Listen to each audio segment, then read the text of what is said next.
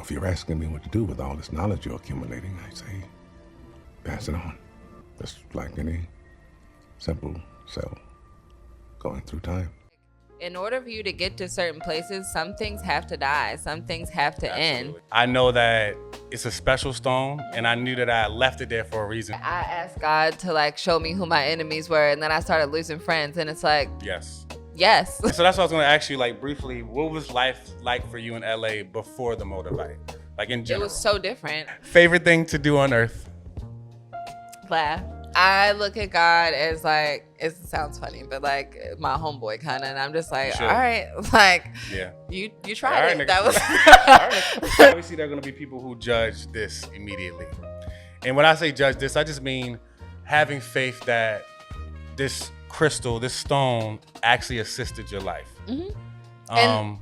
What would you just say to those people? Nothing. I don't care. Yo, respectfully. That was the best answer. Welcome to the Podcast of Earth, the show about the wonderful people of Earth. I'm your host, Skyra. On this show, I like to interview people who are doing interesting things on Earth, people who are using Earth's resources to its advantage, or people who are aware of their position and place on Earth and the game that's being played. That leads me to my guest today. She is a Baltimore native who was called a Los Angeles home for the past 13 years. She started sewing during the pandemic as a creative outlet, not knowing it would completely shift the course of her life. That personal project evolved into a full-blown fashion brand and a deeper purpose. That brand is called Busybody.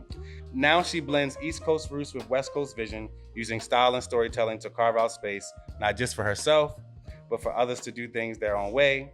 She is an entrepreneur, a musical and textile artist, a lifelong comedian, but most importantly, a human and a friend. She is Chandler. How are you today? I'm so good. Amazing. I feel like I'm on Club Shay Shay. So I would definitely say I was inspired by him. I love how he does his intros, bro. Hey. Yo be laying it out, and niggas be looking like, no, literally be like, dang, I did do that. Yo, yeah, for real, okay. The first time you read it, I was like thinking that, but I was like, no, I'm gonna let him keep going. No, that's literally who inspired me. Because I be sitting there thinking like, yeah. The lifelong comedian though. No, you truly are. You've been funny as long as I've known you. What was life growing up in Baltimore for you? Like, what was that like? Family, friends? Life in Baltimore was I spent a lot of time with my family growing up. It was, I'm the baby girl of two older brothers. So I've always kind of felt that just theme in my life in general. So like, I've always had like older guy friends. Sense of protection. Like, yeah. And I've always felt that kind of like just baby girl like ness. And yeah, so growing up in Baltimore it was great for those reasons, and not for nothing. Like, I was pretty popular, like in like middle school and high school, and like the years leading up to me leaving. Yeah.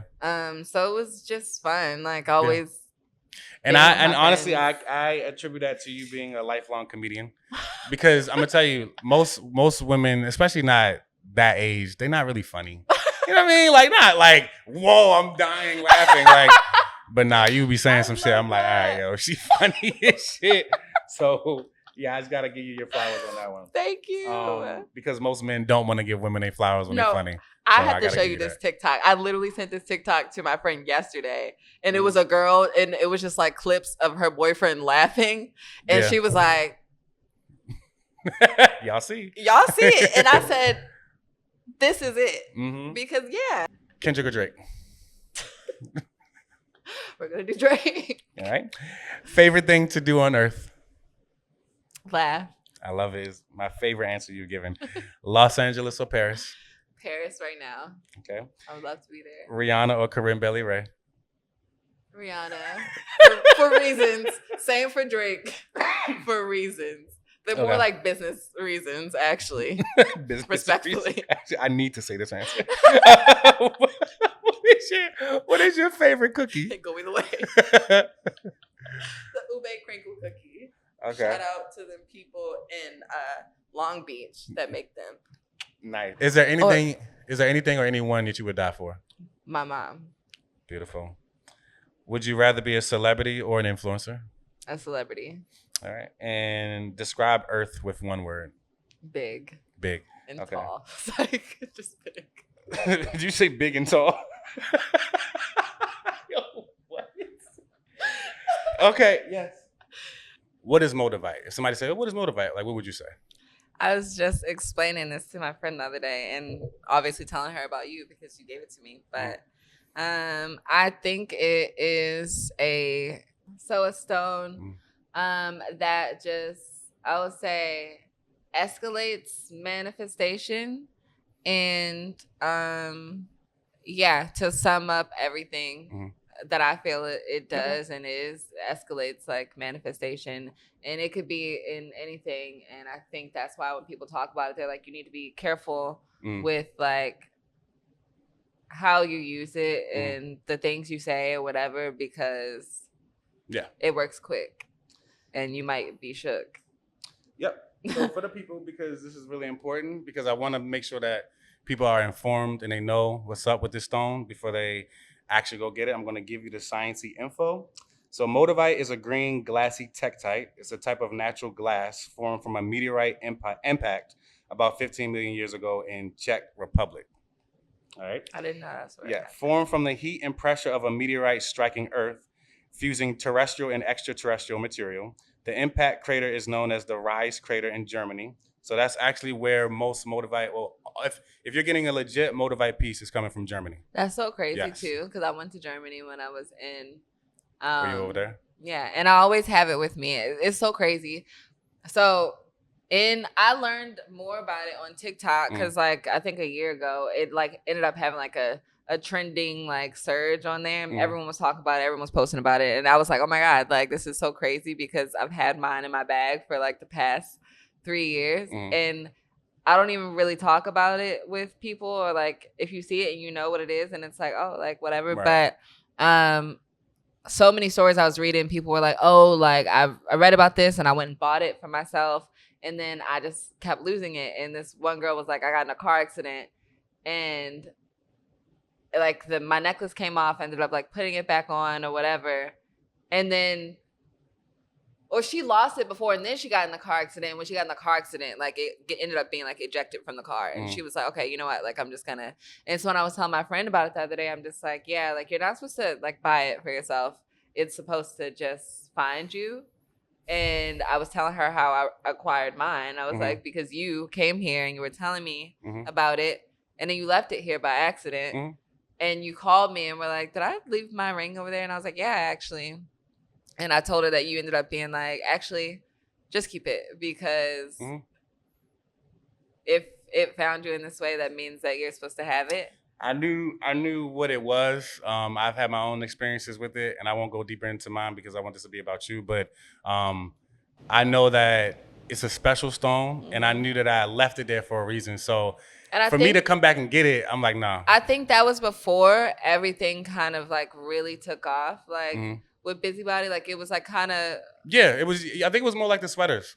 The hoodies and like you might have started sewing, but not too deep. Not really. You probably like experimenting. And it's so crazy, just like considering how much my life has changed in the past few years. But they were changes that I was like wanting and was ready for, and like I really was ready for them. So when they came, and even some of them I wasn't ready for, but like even when they came, I was like,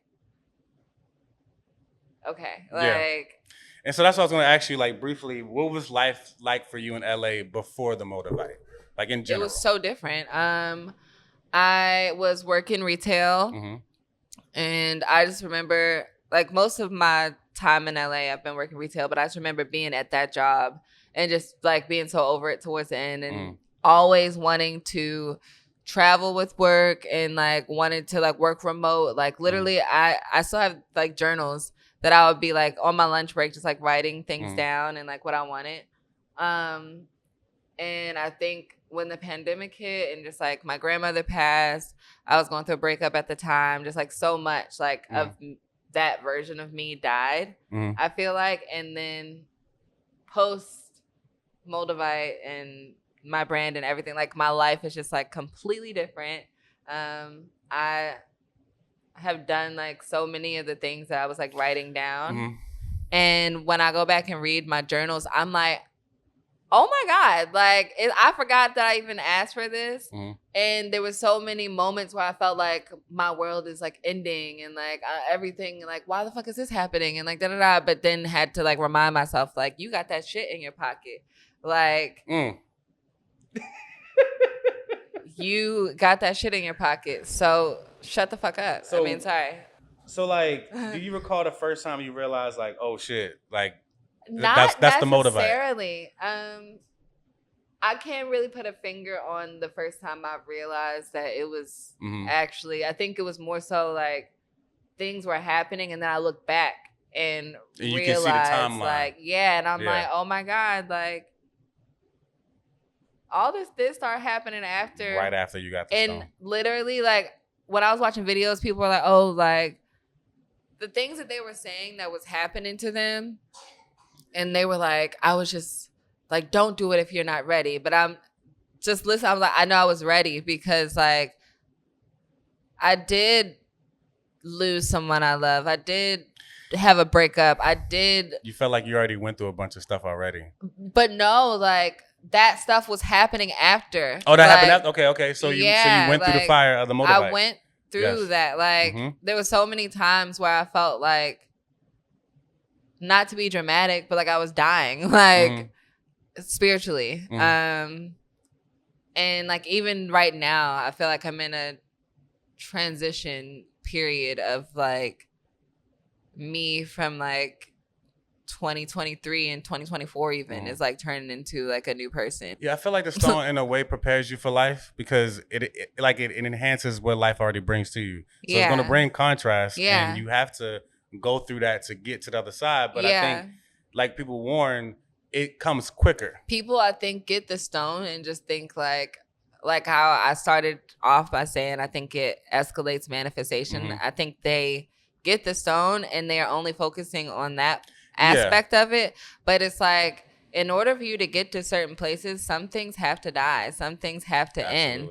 And like, yes, escalating the manifestation, but what do you got to go through to get it? Yeah, like you said, like literally prime example of like when people are like, I asked God to like show me who my enemies were, and then I started losing friends, and it's like, yes, like you weren't gonna figure it out otherwise. So yeah. What do you think lives in you that allow you to embrace such a concept like this stone enhancing your life? Like when I said, hey, I think you should keep that because I think it's gonna do something special for you. What made you just not say like, oh, that's stupid? Like take your stone. Like what made you embrace it? I'm a very spiritual person. I believe in spirit and in things and things beyond. Like, human, and especially, I think everything happens for a reason. I'm that person that thinks everything is a sign and everything is like whatever. So when things happen, I be like, I'm not even gonna question this right now, or because I know that, like, not even just in spirit, like I know God like has a plan for me, and I feel it's so funny because I was watching this video. I was on TikTok, and it was like, look at whatever time it is and then type in Psalms and then the time that it is, and then that'll be like the scripture that you need to read. And so the scripture that ended up coming up for me, it was like, God wouldn't like put you in a tough situation or like bring you something if he wasn't going to bring you through it. Yeah. And like recently I had just been like having a tough situation, that in the midst of me dealing with it, I'm having the discernment of knowing like he knew when to give this to me, because had he given this to me like 3 years ago or something, I would have messed everything up. Like, and it's just been like really testing my patience. But in the midst of me testing my patience, and the girl was like, he'll bring you to a thing where like you have no choice but to like praise him and like to be in reverence. And I hear myself so much even now, like just talking about God and like how I know that this is happening right now, but God must have something really tight for me if he is putting me through this. Like there's no, he loves me too much to have me stressed, like, for no reason. Mm-hmm. And so if I'm being stressed out right now, I'm like, all right. Yeah. And that perspective is so rare to obtain and like to exercise. Yeah. People might hear and be like, oh yeah, I should be like that. But to now practice this daily, it's hard. It is hard, but when you get it, that's like because things happen, and I look at God as like, it sounds funny, but like my homeboy kind of, and I'm just like, all right, like, yeah, you tried it. That was literally like, I trust you, but that was close, and like. You all right? That was funny. LOL. Because it'd be so many times where I'm like, he really. Okay. Like, but just even in those moments and just knowing, like, I can have a plan or an idea of like how everything's gonna go or how I think it should go or whatever, and I'm at a point in my life now where I realize I could plan whatever. That doesn't mean that what I want is not going to happen, but it doesn't mean that it's going to happen in the way that I saw it necessarily. Absolutely. Like, me going to Paris for a month in October, I knew I wanted to go to Paris. I knew I wanted to travel abroad, but, like, I couldn't have even pictured that. Like, I couldn't have wished that for myself, to be able to go. Yeah. And stay for free. Like, I didn't pay, like, you know. So sometimes I feel like the stone gives us things that we don't even know we want. Like, I think it's just alive. Like, once you embrace it and you say, okay, work with me. It's like the algorithm. Yeah, it's like, all right, cool, I got you. Like, it's like, you like that? Right. All right, I'm gonna take you on a ride, but I got you. Just hear me out. Now, what do you say to someone who may like, because we're talking about God and we're talking about stones, and then some people be like, well, stones, that might be like witchcraft or just some off stuff. But then, so like, what would you say to somebody that's like, well, how do you embrace that? I think that's like why I started off by saying I'm a spiritual person. Yeah, I believe in God. Absolutely, I believe in. And I think my question might be going towards people who are deep Christians. No, and that's why, like, again, I will focus more on the fact that I'm a spiritual person. I think I grew up Christian. I went to a Catholic high school. Yeah. So it's like spirit and like foundation. Religion has always been like a part of who I am. But I think as I get older, just like realizing like I didn't grow up going to church. Like we went to church sometimes, but like it wasn't like a consistent all the time thing. And so now as an adult, I think I'm just finding my way of what makes sense to me and like what works for me. Like I still want to read the Bible, but I also would like to listen to tarot videos on YouTube. Like this earth is just I just feel like we don't understand it, and people try to make them seem like they understand. The Bible to me is like explaining, it's like a fairy tale of life, and like there's all these lessons and like all these literally like a fairy tale of life, and you can believe that Jesus was this person or that all this stuff really happened, or like same reason why I like Greek mythology. It explains things to us in a way that it's like, that's why we have spring and winter, because Persephone went and was like kidnapped by Hades. Stories and allows so now, us like, to understand a little more. When it's cold, that means that she's in Hades, and then when it's spring, that means that she's Earthside with her mom and like whatever. That story is very like, but there's a whole culture of people who live by it. And that's why we have spring and winter. And it's like, you know what? Hell yeah. I like that. Yeah. I think it's because either way, spring and winter is here. But I think as humans, we just like stories to attach to things and resonate. And when I think of just like all the Bible stories, and like I don't know all of them, and I really need to like sit down and read my Bible just because I want to, and like just to know it. But the stories that I do know, like of Cain and Abel and like jealousy and Samson and like how the lady like cut off his hair and like all these things, and they all resonate in a way, but I do feel like at some point you got to be like,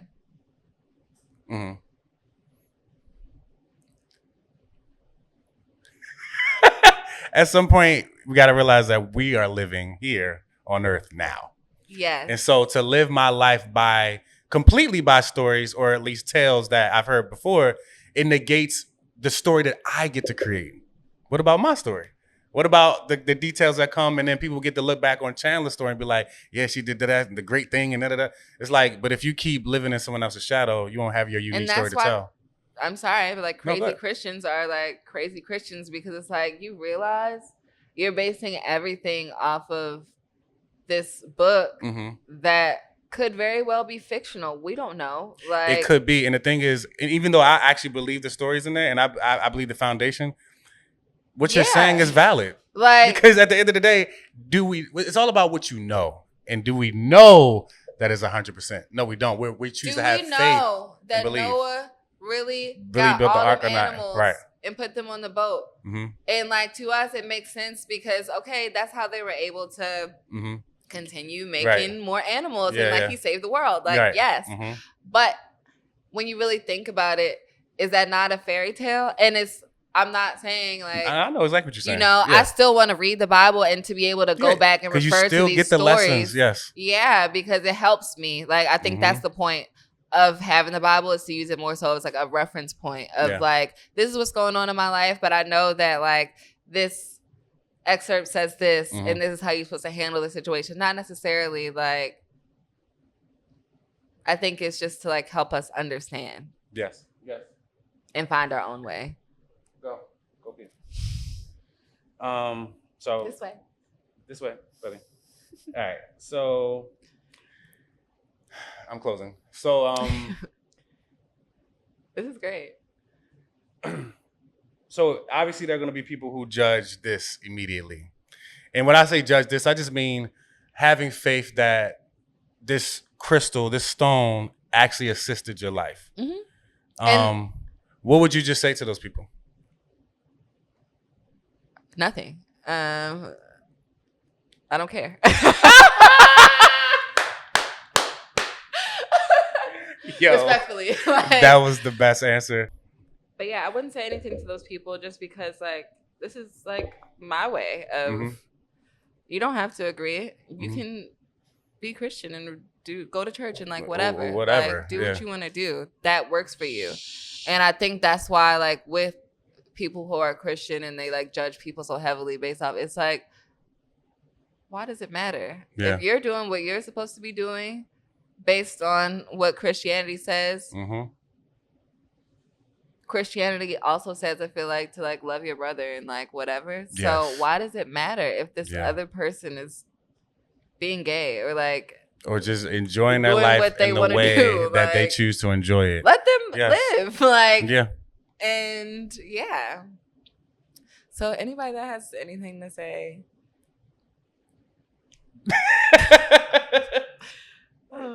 Yeah. Is there any? Let me see if I got a question. We got one more, and then we're done. Okay. All right. So I want you to ask her.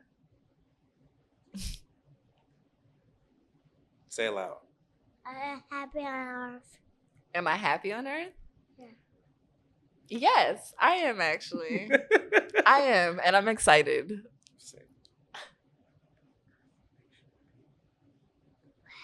No, say it loud. What about Earth makes you happy? This sounds, I don't know how this sounds, but I think the possibilities make me happy. They are endless. And I know that sounds so like, but literally they are. Like, it really is. You could do so many things. And I think that's what's fun about Earth. Like, there's a lot of unfun things about it. But when you shift your focus, you can have a great time. Say, that's it. No, say it loud. That's it. Thank you. All right, we done.